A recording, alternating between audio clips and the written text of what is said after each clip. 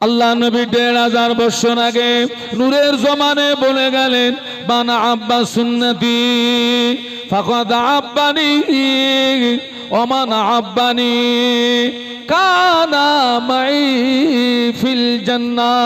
আল্লাহ নবী বললেন, মানা আব্বা সুন্নতি, যে আমার সুন্নাতকে ভালোবাসলো, ফাকাদ আব্বানি, ওই ব্যক্তি আমি রাসূলুল্লাহ আমাকে ভালোবাসলো, ওমান আব্বানি, যে ব্যক্তি আমি রাসূলুল্লাহ আমাকে ভালোবাসলো, আমি আল্লাহ নবী বলছি, কানা মাই ফিল জান্নাহ, ওই ব্যক্তি আর আমি রাসূলুল্লাহ জান্নাতের ভিতরে পাশাপাশি থাকবো।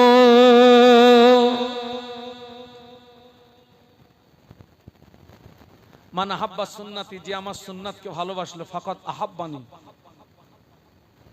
ওই ব্যক্তি প্রকৃত আমি নবী আমাকে ভালোবাসলো। আর যে আমাকে ভালোবাসলো আমার সঙ্গে কোথায় থাকবে? একই জান্নাতে পাশাপাশি থাকবে। একটু বলুন সুবহানাল্লাহ। বাবা, নবীর তাবেদারি করতে হবে। আচ্ছা আপনারা বলুন তো, বিশ্ব নবী তিনি জীবনে কোনোদিন মিথ্যা কথা বলেছেন? মক্কার মানুষেরা আল্লাহর নবীকে উপাধি দিয়েছিল আল আমিন। একটু সুবহানাল্লাহ বলবেন না? মক্কাবাসীরা বিশ্ব নবীকে কি কি উপাধি দিয়েছিল? আল আমিন। কে বাবা? আল্লাহর নবী জীবনে কাউকে ঠকিয়েছেন? আল্লাহ রসুল যেদিন হিজরত করছেন, যারা নবীর ঘরটা ঘিরে দাঁড়িয়ে নবীকে মেরে দেবে, যারা নবীর ঘরটা ঘিরে দাঁড়িয়ে নবীকে মেরে দেবে, তাদের মূল্যবান সম্পদ আমানত ছিল কার কাছে? ওই নবীর কাছে। একটু সুবহানাল্লাহ বলবেন না? আল্লাহর নবী কি তাদের সেই আমানাতের মাল নিয়েই কি মদিনায় হিজরত করেছিলেন? না, ওরা নবীর ঘরটা ঘিরে ফেলেছে। আল্লাহ পাক ওই দৃশ্যটা দেখছেন না দেখছেন না? একটু বলুন না। আল্লাহ পাক দেখেন না? আল্লাহর সঙ্গে সঙ্গে তার স্পেশাল মেসেঞ্জার রুহুল আমিন ফেরেশতা জিবরাইল সালামকে পাঠায়, ও জিবরাইল সালাম চলে যাও, আমার হাবিবকে গিয়ে বলো এই মুহূর্তে ঘর থেকে বেরিয়ে মদিনাতে হিজরত করতে বলো, ওরা আমার নবীকে মেরে দেবে। আল্লাহ ফেরেশতা জিবরাইল আলাইহিস সালাম আল্লাহ নবীকে যে সালাম দিলেন, আসসালামু আলাইকা ইয়া রাসূলুল্লাহ হাবিবাল্লাহ, হুজুর আল্লাহ পাক আমাকে দিয়ে সংবাদ পাঠিয়েছেন কাফেররা আপনার ঘরটা ঘিরে দাঁড়িয়ে আছে, আপনি বার হলে ওরা আপনাকে মেরে দেবে। আল্লাহ পাক আদেশ করেছেন আপনি এই মুহূর্তে মদিনাতে হিজরত করুন। আল্লাহ নবী বললেন, ও ভাই জিবরাইল, আমি যাব কি করে? ওরা তো ঘরটা ঘিরে দাঁড়িয়ে আছে, বার হলে ওরা তো আমায় ধরে ফেলবে। আল্লাহর ফেরেশতা জিবরাইল আমিন আলাইহিস সালাম বলেছিলেন, ইয়া রাসূলুল্লাহ হাবিবাল্লাহ, হুজুর আপনি ঘাবড়াবেন না, হুজুর আপনি ভয় পাবেন না। আল্লাহ পাক জানিয়ে দিয়েছেন আপনি শুধু এক মুষ্ঠ বালু ওদের দিকে নিক্ষেপ করবেন, ওই বালুটা লাগাতে হবে কোথায়? দায়িত্বটা স্বয়ং আল্লাহ নিয়েছে। মহব্বতে বলুন না।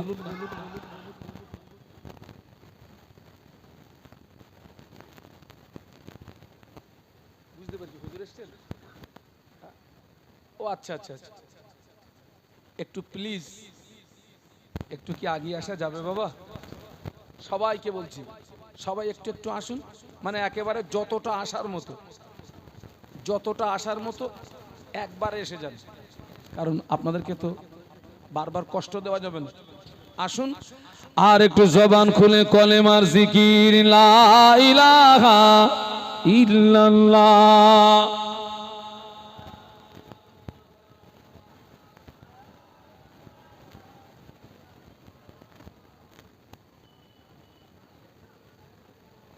আল্লাহু আকবার। এতগুলো মানুষ জবান খুলে লা ইলাহা ইল্লাল্লাহ।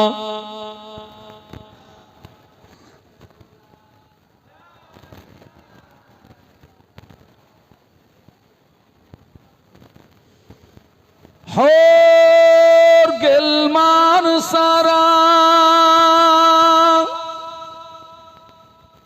আরো পড়েন ফেরেশতারা পড়িতে আছেন তারা কালমায়ে লা ইলাহা ইল্লাল্লাহ।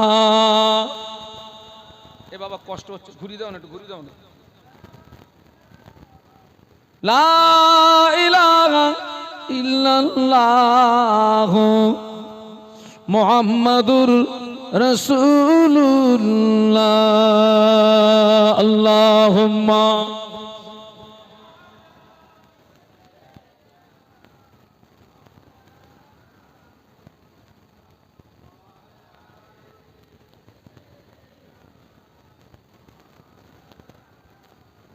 জবান খুলে বলুন আল্লাহু আকবার। নবীর তাবেদারি করতে হবে। বিশ্ব নবী জীবনে মিথ্যা কথা বলেননি, আমরাও চেষ্টা করব মিথ্যা কথা বলুন বলুন বলবো না। আল্লাহর নবী জীবনে কাউকে ঠকাননি, আমরা চেষ্টা করব আমরাও কাউকে। এর নাম হচ্ছে অনুসরণ। এর নাম কি? অনুসরণ। আল্লাহর নবী আমানাতের মাল খেয়ানাত করেননি, তাহলে আমরাও চেষ্টা করব আমানাতের মাল যেন আমাদের দ্বারা খেয়ানাত না হয়। আল্লাহর নবী জীবনে কারোর হক ফাঁকি দেননি। একটু সুবহানাল্লাহ বলবেন, একটু মহব্বতে বলা যাবে। আল্লাহর নবীর দুধ আম্মার নাম কি ছিল? দুধমা হালিমাতুস সাদিয়া। সকলে বলুন হালিমাতুস সাদিয়া রাদিয়াল্লাহু।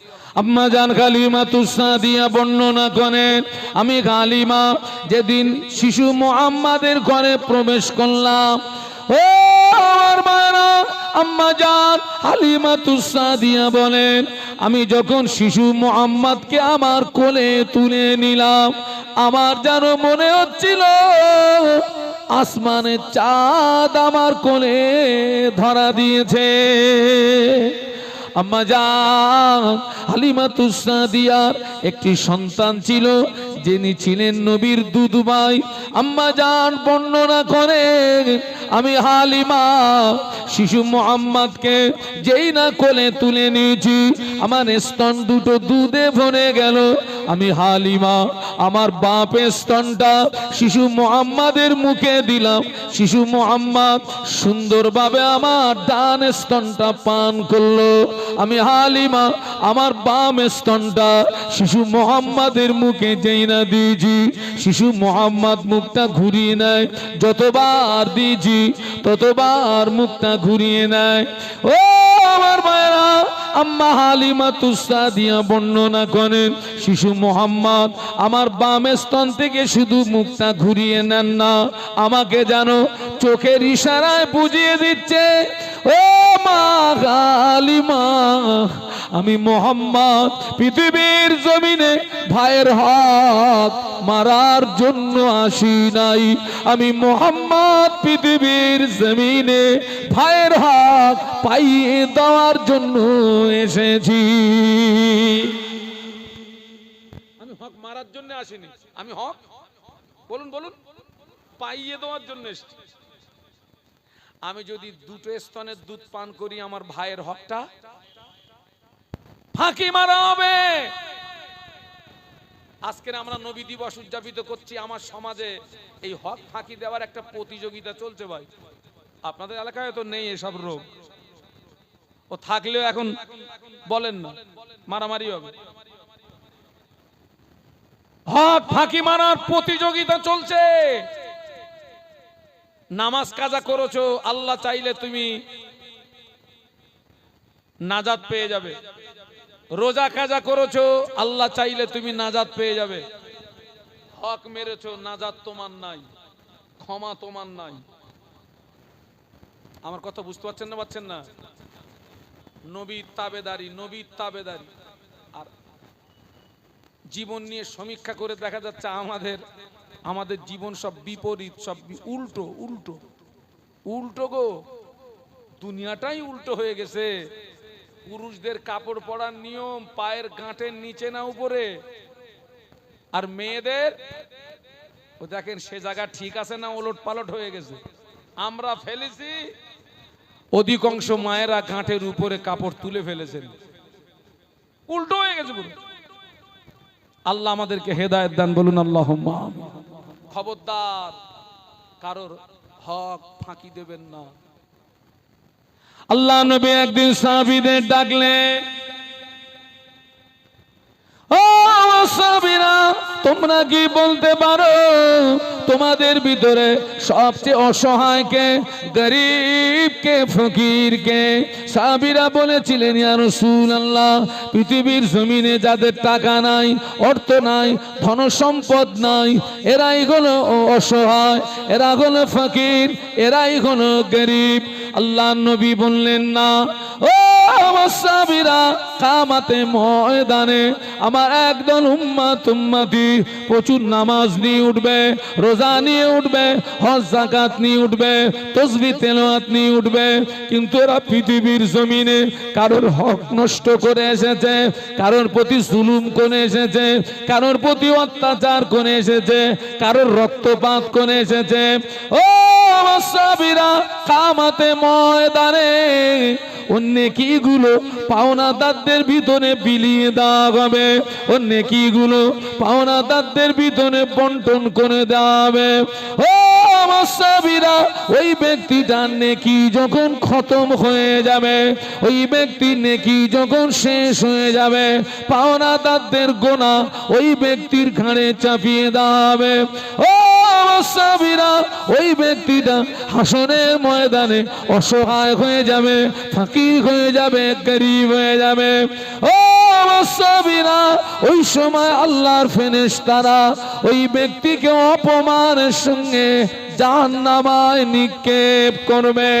ও সাহাবীরা, ওই ব্যক্তিটাই হলো প্রকৃত গরিব। প্রচুর নামাজ নিয়ে উঠবে, রোজা নিয়ে উঠবে, হজ যাকাত নিয়ে উঠবে, দান খয়রাত নিয়ে উঠবে, তাসবিহ তেলাওয়াত নিয়ে উঠবে, কিন্তু কিয়ামতের মাঠে ঋণ দিতে দিতে, কথা বলেন না কেন, ঋণ দিতে দিতে নেকি শেষ। ওই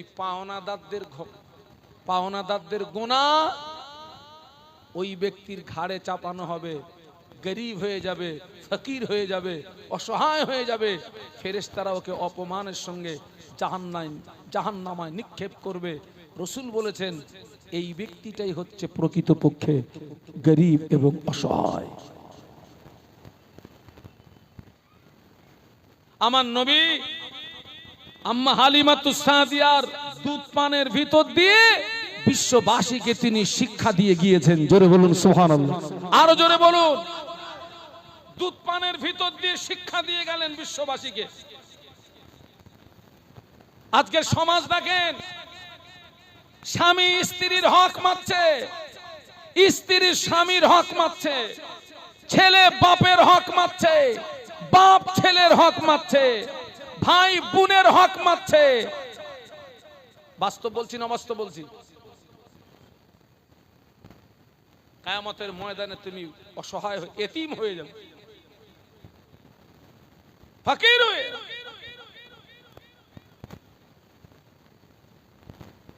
আল্লাহ আমাদেরকে হেদায়েত দান, বলুন আল্লাহুম্মা আমিন, বলুন আল্লাহুম্মা আমিন। ওই একটা কথা বলতে বলতে আমি কিন্তু কথাটা হারিয়ে ফেলেছিলাম। আল্লাহ রসুল, আপনার কাফেররা ঘরটা ঘিরে ফেলেছে, রাসূলুল্লাহ হিজরত করবেন।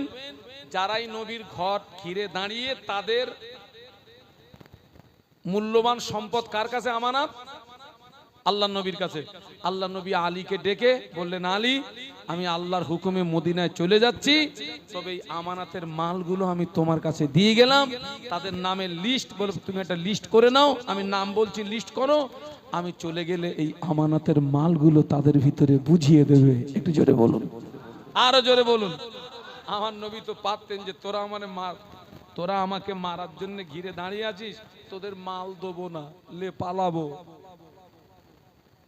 আল্লাহ রসুল তাই করেছিলেন। তিনি আল্লাহর হুকুমে চলে গেলেন, কিন্তু সঙ্গীকে একজন দায়িত্ব দিয়ে গেলেন, সম্পদগুলো রেখে গেলেন। আলী, তুমি আমার হয়ে এই আমানতের মালগুলো তাদের মাঝে বুঝিয়ে দিও। একটু জোরে বলুন। আজকে সে আদর্শ আমাদের ভিতরে কোথায়? হারিয়ে ফেলেছি। আল্লাহ আমাদেরকে হেদায়েত দেন, বলুন আল্লাহুম্মা আমিন। বাবা আমি আগেই বলেছি, আল্লাহর কোরআন আগে আমার নবীর তাবেদারি করো, নবীর তাবেদারি করো। আমার নবীর যদি তাবেদারি করো আমি আল্লাহ খুশি হব, তোমাদের জীবনের গুনাহ মাফ করে দেব, আমি তোমাদেরকে আমার রহমতের দয়ার জান্নাত দিয়ে দেব। আরো জোরে বলুন। যারা পৃথিবীর জমিনে আল্লাহ, যারা বিশ্ব নবীকে ভালোবেসেছে, মহব্বত করেছে, প্যার করেছে, সেই ভালোবাসা আজকের আমাদের ভিতরে নেই, সেই মহব্বত আমাদের ভিতরে নেই।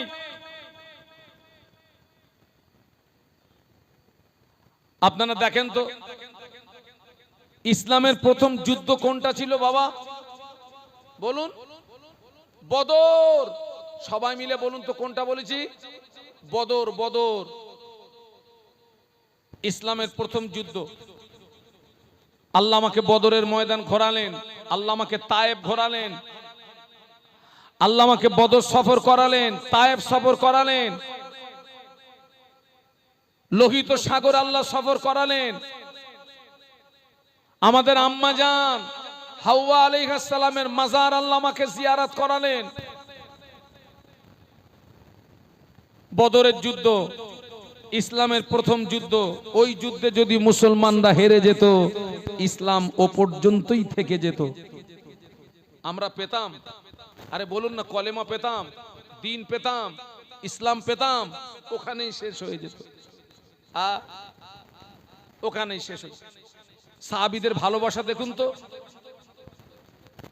আল্লাহ পাক বিশ্ব নবীকে আদেশ দিলেন, ও নবী প্যারা, আর নসিহত করে হবে না, আর বুঝিয়ে হবে না।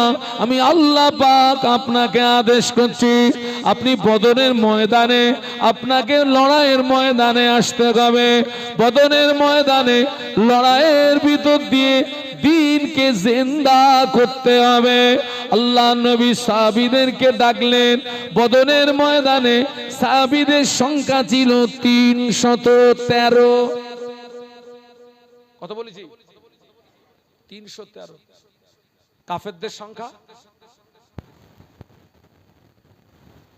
1000, এবং কাফেররা ছিল সশস্ত্র। আর 313 সাহাবীর কাছে কিচ্ছু নেই। তারা তো সবেমাত্র মক্কা থেকে হিজরত করে মদিনাতে এসেছে, ঘর হারা, বিবি হারা, সন্তান হারা।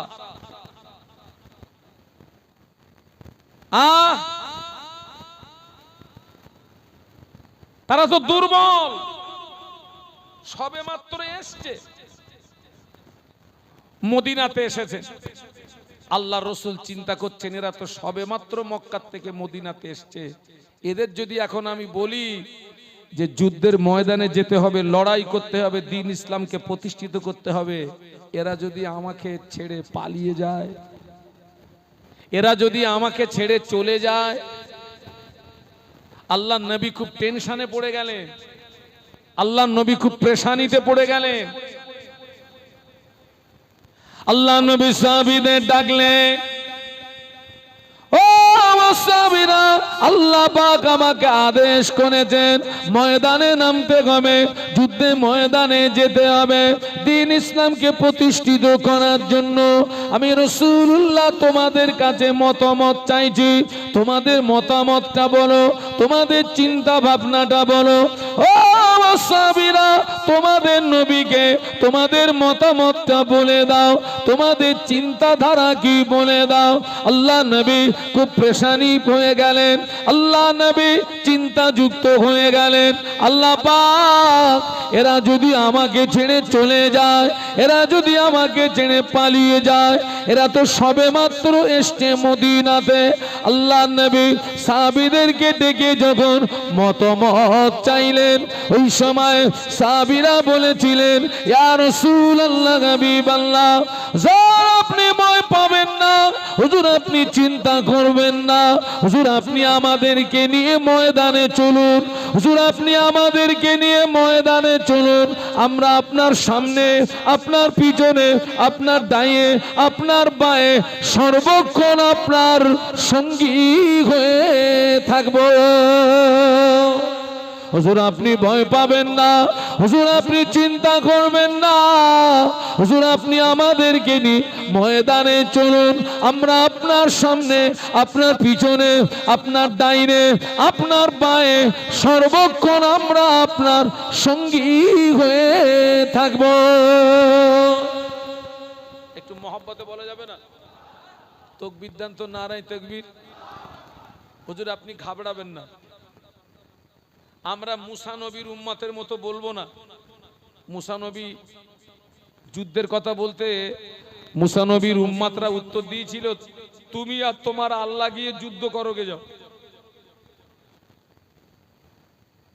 বদরের ময়দানে 313 সাহাবী বললেন, ইয়া রাসূলুল্লাহ আপনি ঘাবড়াবেন না, আপনি ভয় পাবেন না, আপনি আমাদেরকে নিয়ে ময়দানে চলুন, আল্লাহর আদেশে চলুন, আমরা আপনার সামনে, আপনার পিছনে, আপনার ডাইনে, আপনার বাঁয়ে সর্বক্ষণ আপনার সঙ্গী হয়েই থাকব।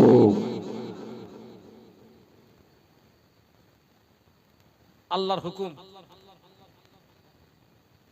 এই বদরের ময়দানে বাপ তলোয়ার ধরেছে ছেলের বিরুদ্ধে, ছেলে তলোয়ার ধরেছে বাপের বিরুদ্ধে, চাচা ভাইপোর বিরুদ্ধে, ভাইপো চাচার বিরুদ্ধে, মামা ভাগনার বিরুদ্ধে, ভাগনা মামার বিরুদ্ধে। তার মানে দ্বীন ইসলামের খাতিরে পিতা সন্তানের গলায় তলোয়ার চালাতেও দ্বিধাবোধ করেনি। সুবহানাল্লাহ বলা যাবে না? মহব্বতের সঙ্গে বলুন। দ্বীনের খাতিরে। কিসের খাতিরে বাবা? আমার কথা বুঝতে পারছেন না? পাচ্ছেন না? দ্বীনের খাতিরে। হুজুর আপনি আমাদেরকে নিয়ে চলুন। আহা, আল্লাহ নবী বদরের ময়দানে সাহাবীদেরকে নিয়ে যাচ্ছে। তবে যে সাহাবীদেরকে রাসূলুল্লাহ পারমিশন দিয়েছিলেন যুদ্ধের যাওয়ার জন্য, রাসূলুল্লাহ দুটো বিষয় দেখতেন, একটা হচ্ছে বয়স আর একটা হচ্ছে হাইট। কি কি দেখতেন সবাই মিলে বলুন? বয়স আর হাইট। কোন সাহাবী দেখা যাচ্ছে হাইটে শর্ট হয়ে যাচ্ছে, ওই পায়ের গুড়মুড়ির উপরে ভর করে হাইটটাকে বাড়িয়ে দিচ্ছে যাতে যুদ্ধের পারমিশনটা পেয়ে যায়। সুবহানাল্লাহ বলবেন না? মহব্বতে বলবেন না? আমরা হলে কি করতুম? পা যত নিচে দাবানো যায়, হুজুর যেন বলে বাড়ি যা, বাড়ি যা, বাড়ি যা। আর সাহাবীরা পায়ের গুড়মুড়িটা উঁচু করে হাইটটাকে বাড়িয়ে দিতেন যুদ্ধের পারমিশনটা যেন পেয়ে যায়। একটু জোরে বলুন। আল্লাহ নবী ময়দানে চলে গেলেন। ও আমার ভাইরা, আল্লাহ নবী ময়দানে গিয়ে তাবু গাড়লেন। আল্লাহ নবী একটা তাবুর ভিতরে চলে গেলেন। আল্লাহ নবী একটা তাবুর ভিতরে প্রবেশ করে আল্লাহ নবী সিজদায় পড়ে কাঁদতে লাগলেন। আল্লাহ পাক, আল্লাহ পাক এই